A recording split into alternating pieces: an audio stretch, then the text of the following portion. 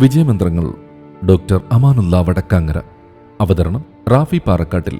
നിങ്ങളിലേക്ക് എത്തിക്കുന്നത് city exchange, Doha, Qatar. അധ്യായം 476. ജീവിതമെന്ന അത്ഭുതം. ജീവിതം ഒരു സാധാരണ യാത്രയല്ല. അത് ഓരോ നിമിഷത്തിലും മറഞ്ഞിരിക്കുന്ന അത്ഭുതങ്ങളുടെ സമാഹാരമാണ്. എന്നാൽ എല്ലാ സൗകര്യങ്ങളും ദാനമായി ലഭിച്ച് അതങ്ങനെ അനുഭവിച്ച് ആസ്വദിച്ച് കഴിയുമ്പോൾ നമ്മിൽ പലരും ജീവിതമെന്ന അത്ഭുതത്തെ ശരിക്കും മനസ്സിലാക്കുന്നില്ല എന്നതല്ലേ യാഥാർത്ഥ്യം? നാം പലപ്പോഴും സാധാരണമായി കാണുന്ന ജീവിതം യഥാർത്ഥത്തിൽ അനവധി അത്ഭുതങ്ങളാൽ നിറഞ്ഞതാണെന്ന തിരിച്ചറിവ് തന്നെ ചിന്തോദ്ദീപകമാകും. ജീവിതം വിസ്മയങ്ങളൊന്നും സമ്മാനിക്കുന്നില്ല എങ്കിൽ സ്വയം വിസ്മയമായി മാറണമെന്ന നിക് വുജിസിക്കിന്റെ വാക്കുകൾ എത്രമാത്രം പ്രസക്തമാണ്. കാരണം വിസ്മയങ്ങളും അത്ഭുതങ്ങളും പുറത്തൊന്നും അന്വേഷിക്കേണ്ടതില്ല. ജീവിതത്തെ ശ്രദ്ധയോടെ നോക്കുമ്പോൾ അത് തന്നെ ഏറ്റവും വലിയ അത്ഭുതമാണെന്ന് ആർക്കും മനസ്സിലാകും. സൃഷ്ടിപ്പ് മുതൽ വളർച്ചാവികാസത്തിന്റെ ഓരോ ഘട്ടവും ഒളിപ്പിച്ചു വയ്ക്കുന്ന വിസ്മയങ്ങൾ എന്തൊക്കെയാണെന്ന് നമുക്കൊന്ന് പരിശോധിക്കാം. 1. സൃഷ്ടിയുടെ അത്ഭുതം. നിസ്സാരമാണെന്ന് തോന്നുന്ന ഒരു ചെറിയ കോശത്തിൽ നിന്നാണ് ഒരു സമ്പൂർണ്ണ മനുഷ്യൻ രൂപം കൊള്ളുന്നത്. ഇത് തന്നെ ഒരു വലിയ അത്ഭുതമല്ലേ? ഹൃദയം താളം കൊടുക്കുന്നത്, ശ്വാസം നടക്കുന്നത്, ചിന്തകളുണ്ടാകുന്നത്, ഭാവനയുടെ ചിറകുകൾ മുളയ്ക്കുന്നത്, ഇവയെല്ലാം നാം പതിവായി അനുഭവിക്കുന്നതിനാൽ നിസ്സാരമാണെന്ന് തോന്നാം. എന്നാൽ ശരിക്കും ആലോചിച്ചാൽ ഇവയൊക്കെ അത്ഭുതകരമായ പ്രക്രിയകളാണെന്ന് കാണാം. 2. അനുഭവങ്ങളുടെ വൈവിധ്യം. ജീവിതം സന്തോഷവും ദുഃഖവും വിജയവും പരാജയവും ചേർന്നൊരു യാത്രയാണ്. ഓരോ അനുഭവവും നമ്മെ മാറ്റുകയും വളർത്തുകയും ചെയ്യുന്നു. ഈ മാറ്റങ്ങളാണ് ജീവിതത്തെ സവിശേഷമാക്കുന്നത്. 3. ബന്ധങ്ങളുടെ സൗന്ദര്യം. മനുഷ്യജീവിതത്തിന്റെ ഏറ്റവും വലിയ സമ്പത്ത് ബന്ധങ്ങളാണ്. സ്നേഹം, സൗഹൃദം, കരുണ, സഹകരണം, ദയ, അനുകമ്പ തുടങ്ങിയ സ്വഭാവഗുണങ്ങളാണ് ജീവിതത്തെ കൂടുതൽ സാർത്ഥകമാക്കുന്നത്.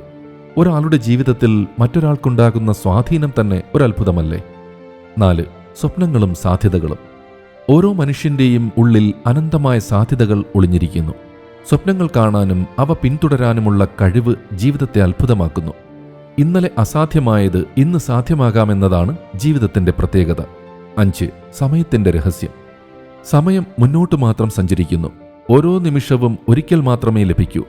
ഈ നിമിഷങ്ങളെ പരമാവധി പ്രയോജനപ്പെടുത്താനും സാർത്ഥകമാക്കാനുമുള്ള കഴിവാണ് ജീവിതത്തെ അത്ഭുതമാക്കുന്നത്. സുഹൃത്ത് രഘുരാമൻ ഭട്ടതിരിപ്പാടിന്റെ 2 മിനിറ്റ് ടേക്ക് എന്ന ഇൻസ്റ്റഗ്രാം ചാനലിൽ PS കൃഷ്ണകുമാറിന്റെ നൂറ്റാണ്ടുകളുടെ നടകളിൽ എന്ന പുസ്തകത്തെക്കുറിച്ച് കേട്ട വിവരണമാണ് ഇക്കാര്യങ്ങൾ ഇപ്പോൾ ചിന്തയിലേക്ക് കൊണ്ടുവന്നത്. കണ്ണുകൾ കൊണ്ട് പുസ്തകമെഴുതിയാണ് PS കൃഷ്ണകുമാർ ചരിത്രത്തിൽ തന്റെ സാന്നിധ്യം അടയാളപ്പെടുത്തിയത്. മനുഷ്യന്റെ അചഞ്ചലമായ ഇച്ഛാശക്തിയുടെയും അതിജീവനത്തിന്റെയും കഥയാണ് PS കൃഷ്ണകുമാറിന്റെ ജീവിതം നമ്മോട് പറയുന്നത്. പരിമിതികൾ ശരീരത്തിനാണ്, മനസ്സിനല്ല എന്ന് തന്റെ ജീവിതത്തിലൂടെ തെളിയിച്ച വ്യക്തിയാണ് PS കൃഷ്ണകുമാർ. കുട്ടിക്കാലം മുതൽ തന്നെ പേശികളെ ബാധിക്കുന്ന സ്പൈനൽ മസ്കുലർ അട്രോഫി എന്ന രോഗം അദ്ദേഹത്തെ തളർത്തിയിരുന്നു. 10ാം ക്ലാസ്സിൽ പഠിക്കുമ്പോഴേക്കും പൂർണ്ണമായും ചലനശേഷി നഷ്ടപ്പെട്ട് വീൽചെയറിലായ അദ്ദേഹത്തിന് പിന്നീട് കിടക്കയിൽ തന്നെ ജീവിതം ചിലവഴിക്കേണ്ടി വന്നു.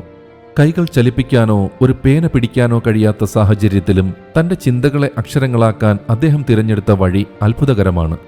സെൻസറുകളുടെ സഹായത്തോടെ കമ്പ്യൂട്ടർ സ്ക്രീനിലെ അക്ഷരങ്ങളിൽ നോക്കി കണ്ണുകൾ ചലിപ്പിക്കുന്ന ഐ ട്രാക്കിംഗ് എന്ന സാങ്കേതിക വിദ്യയിലൂടെയാണ് അദ്ദേഹം തന്റെ പുസ്തകങ്ങൾ രചിച്ചത്.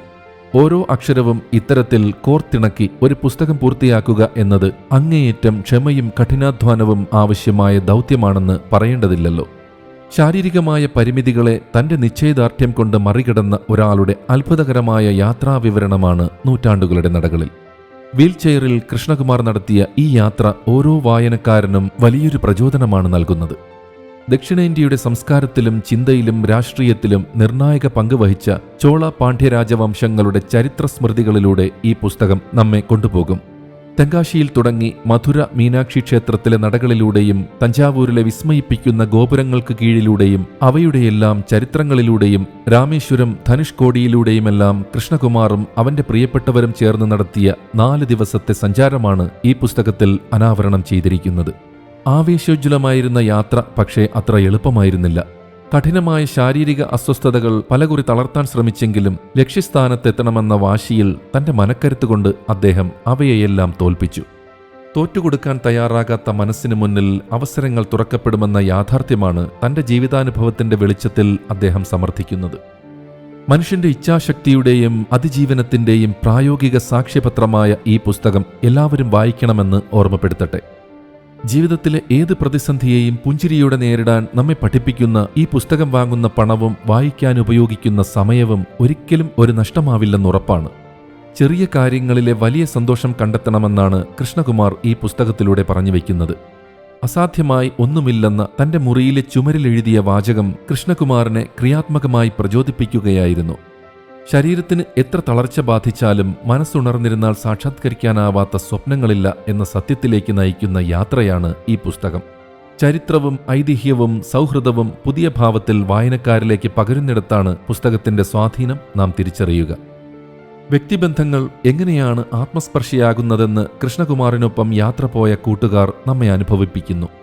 സ്വതന്ത്ര ചലനങ്ങൾ നിഷേധിക്കപ്പെട്ടതിനാൽ ലോകത്തിന്റെ മനോഹാരിത അന്യമായി പോകുമായിരുന്ന ഒരു മനുഷ്യൻ ചെറുയാത്രകളിലൂടെയും എഴുത്തിലൂടെയും വായനയിലൂടെയും ജീവിതം തിരിച്ചുപിടിക്കുന്ന കാഴ്ചയാണ് ഈ പുസ്തകം. നിരാശയിൽ മുങ്ങിപ്പോകാതെ അവനവനെയും ചുറ്റുമുള്ളവരെയും പ്രചോദിപ്പിക്കുന്ന വിസ്മയക്കാഴ്ച എല്ലാവർക്കും നിരവധി സന്ദേശങ്ങളും പാഠങ്ങളും നൽകാൻ പോന്നതാണ്. അസാധ്യമായതിനെ സാധ്യമാക്കിയ ഒട്ടേറെ പരിമിതികളുള്ള ഒരു മനുഷ്യന്റെ വലിയ അതിജീവനത്തിന്റെ പേരായി PS കൃഷ്ണകുമാർ മാറുമ്പോൾ നിരവധി കഴിവുകളാൽ അനുഗ്രഹീതരായ നമുക്കൊക്കെ എത്ര വലിയ വിസ്മയങ്ങൾ തീർക്കാൻ കഴിയും എന്ന ആലോചനയാണ് ഇവിടെ ഏറെ പ്രസക്തമാകുന്നത്.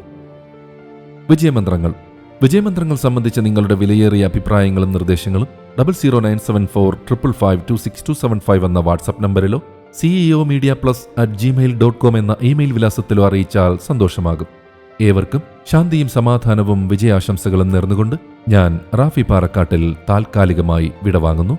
പുതിയൊരു എപ്പിസോഡുമായി അടുത്ത ദിവസം കേട്ടുമുട്ടാം.